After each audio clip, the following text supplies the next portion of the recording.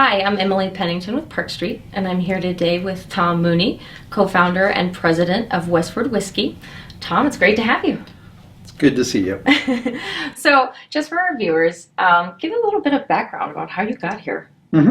I am, so as you mentioned, currently founder and CEO of Westward Whiskey. Before the work I'm doing with our Westward brand, I was one of the owners of Aviation American Gin.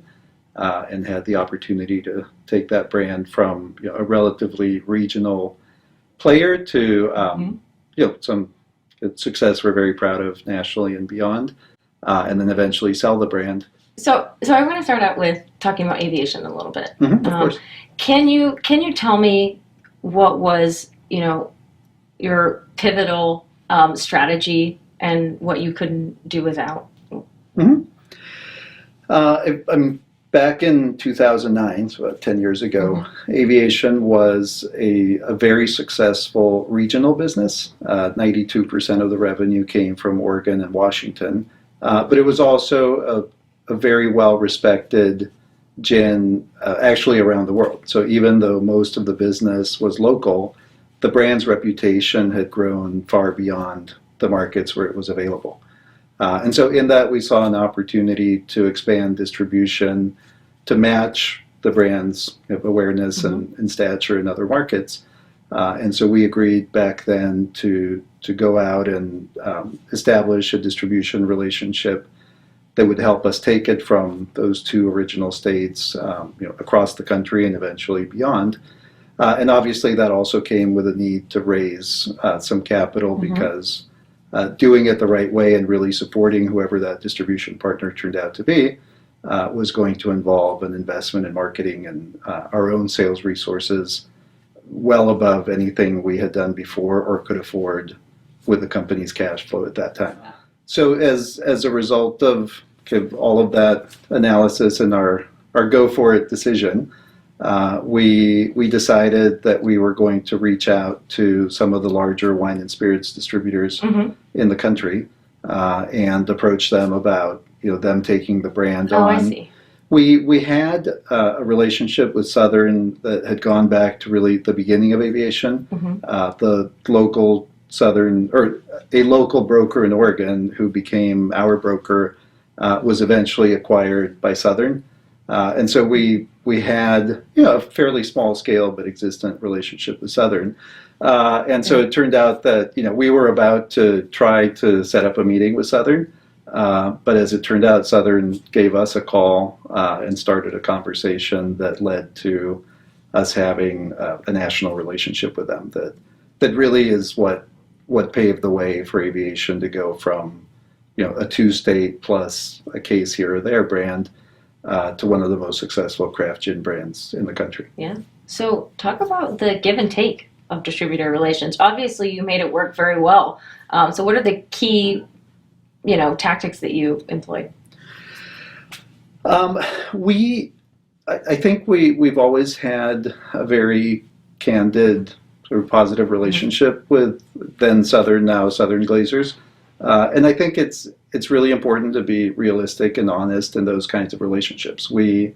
Even as aviation grew considerably, it was never going to be a brand that pays most of the bills for them or earns most of the profit. But it was a very nice growth business with decent margins for them. And so it was something that our distributor was eager to see grow, but also required that we put our own resources into complementing whatever efforts they could make. And I think just being really transparent about what each side expected of the other helped this be a success for us and for them. I remember I once ran into Wayne Chaplin at a wine and spirits daily conference and did the math for him of what it means for me to get my fair share of distributor time, which at the current volume for aviation worked out to 6 seconds of his time. So anything beyond 6 seconds, Southern is giving me more than the attention I deserve based on my volume. And we understood that. So we really built out a company and a team who could devote 100% of their energy to building the brand. But it was tremendously helpful to have Southern behind us making it work. Because we had, prior to that relationship, we were working with individual, more local distributors in each state, some of which did fantastic work for us. But there was just no way to take those different pieces and build the national puzzle. The only way to really be a national brand was, and I think still is, with a relationship with one of the larger distribution partners. Yeah. Okay, so can you remember back to how big your supporting sales and marketing team was with Southern Glaciers? Yeah. So we got the sales support strategy wrong many times before we got it less wrong. So we began by deciding that we were going to build our own in-house sales team. And we built that team up to 17 people. And so this was a team of 17 spirit sales professionals supporting a brand that back then was around 5,000 cases. Yeah.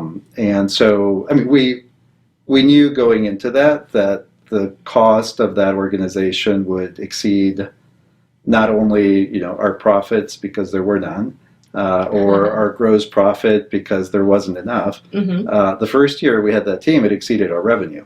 But the bet was, if you built it. Yeah. And so we built it, and as one would hope, sales went up, but nowhere near at the rate that made it sustainable to have an in-house team of that size. And so we nixed that idea. And then started looking to build partnerships with other brands so that we could together co-fund a sales organization, or kind of shared sales organization. And we were just never able to find enough brands that had the same distributor footprint, the same ambitions, the same culture, I'll say, since we would need to work together.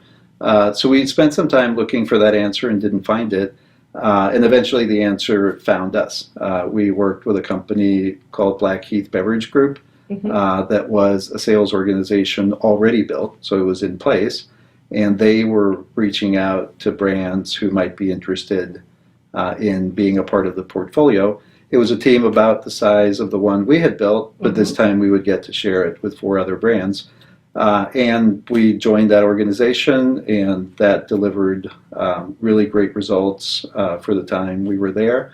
That, with time, then gave way to a different, or a similar kind of relationship with a different company, Davos Brands. And so Davos Brands was, for a couple of years, a shared sales organization that included several other brands. Again, by then it was a bigger team than we'd ever had.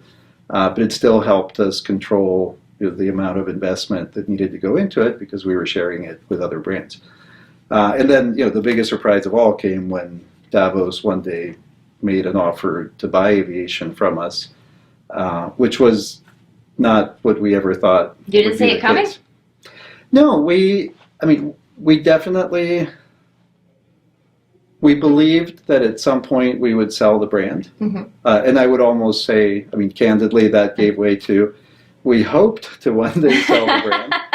Because we realized that we had taken it about as far as we could take it. Yeah. And we were incredibly proud of what we built. But it wasn't going to be much more than what it was if we kept owning it. Somebody with more resources, somebody who could bring fresh ideas needed to take it.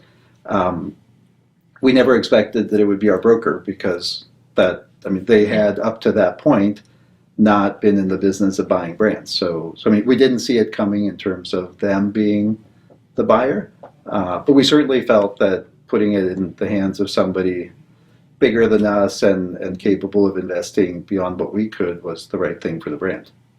Okay. And so that was 2016, and at that point, we ended up with what I think was the best of all outcomes, which was, the brand continued on its growth trajectory, and in many ways has even, flourished beyond what the trajectory we were on. Yeah. And that we got to continue producing it. So, we got to still be a gin maker, And the gin brand that we founded, is now doing things that we couldn't have done with it, but we still get to make it every day. The market for craft spirits is significantly more crowded than when you were building Aviation. Has your distribution strategy changed with different market, different category, or same principles? Well, I think it's the principles may be the same, but the context is very different. So, like you say, when my partners created Aviation Gin, I guess now more than 15 years ago, there were probably a couple of dozen craft distilleries operating in the U.S. When we went out to investors in 2009 to raise money to take a regional Aviation and turn it into a national brand, there may have been 200 to 300 craft distilleries.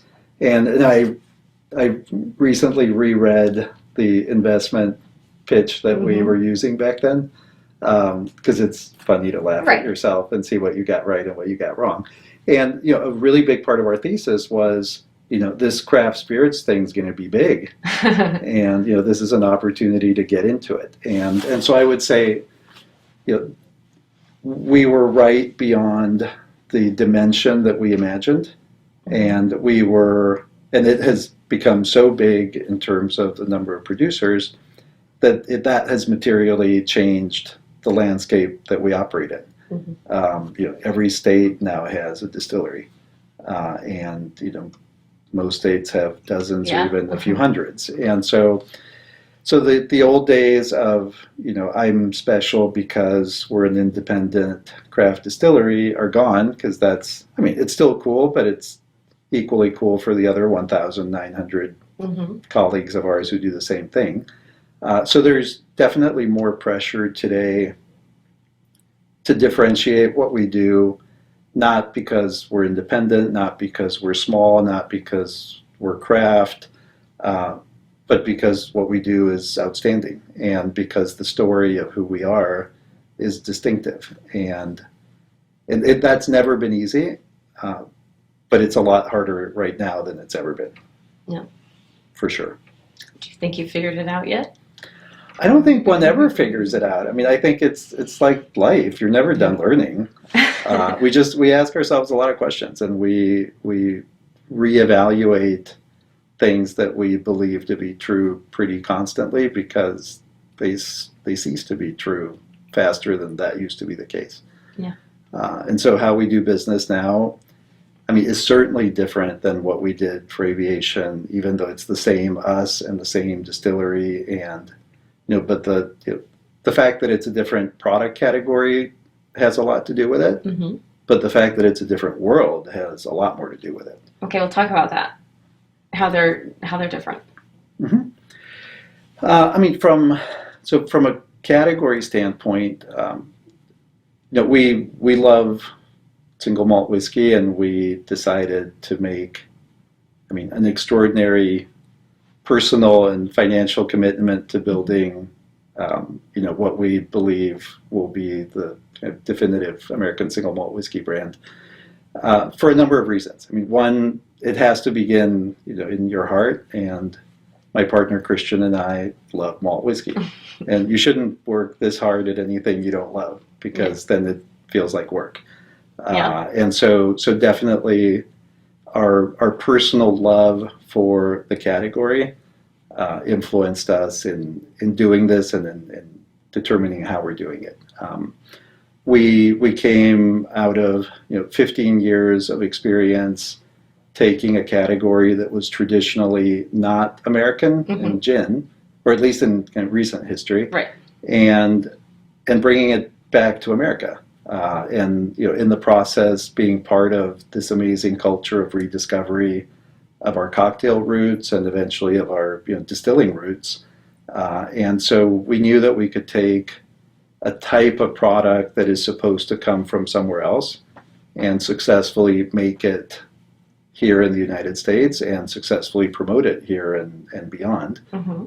So we had no concern about that. And I think we just always asked ourselves why, how can malt whiskey be the most popular spirit in the world, and yet nobody's doing it here, or very few people are doing it here. McCarthy's was doing it in Oregon before we were. Stranahan's, started before we did, but it was really still the exceptions. And so we saw an opportunity to join, the few producers who were already engaged at that time, and really do something very special. And I think we particularly love whiskey because it has such a strong sense of place.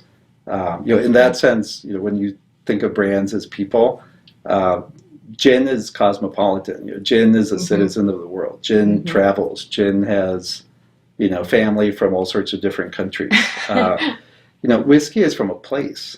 Yeah. And so we felt that Westward was a great opportunity to tell the story of the place it comes from, of an amazing, naturally amazing place in Oregon, of a place that is the culmination of the greatest pioneer trail in American history and one of the greatest ones in any history, and the home of one of the world's most spectacular beer cultures. And so those are all the things we love about Oregon, and in Westward we could turn all of those things into a great product and a great brand. It is whiskey that we obsessively distill from pale ale, right? I mean, we don't even talk about making wash. We make beer. That connection to the beer heritage in Oregon is a huge part of how we make the product. It's a huge part of who we are. It's why every person you'll meet making Westward is a trained brewer. Like, we can teach people how to distill. Like, we want the world's best brewers making some of the world's best beer for us to make that whiskey. As we start to think about taking that somewhere else, we can leverage much of what we had built in the past. I mean, that distribution relationship. You have some cachet, right? Well, and I mean, I don't know, you're only as good as the last thing you did, if that. And so we were able to start, at a time when it's almost impossible for a craft distiller to build a real national relationship with a wine and spirits distributor. We already had one. So I think we did benefit, or Westward has benefited tremendously from what we built in a former life, and that that has made things possible that we otherwise would have a very hard time building from scratch. But it also comes with some unexpected challenges. We made a very, I'll say, sharp pivot from one type of business to another. And I think the culture of our company needed some time to adjust. The culture of a company building a fantastic cocktail gin brand is actually different than the culture you need to build the definitive American single malt brand.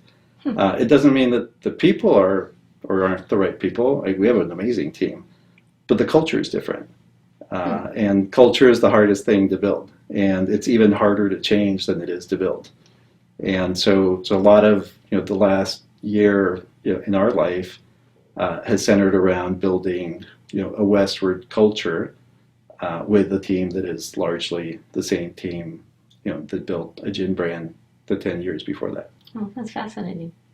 Well, Tom, thank you so much for being here today. And of course, we wish you the best of luck with everything going forward. I really appreciate it. Thank you. Thank you. I hope to come back and visit with you.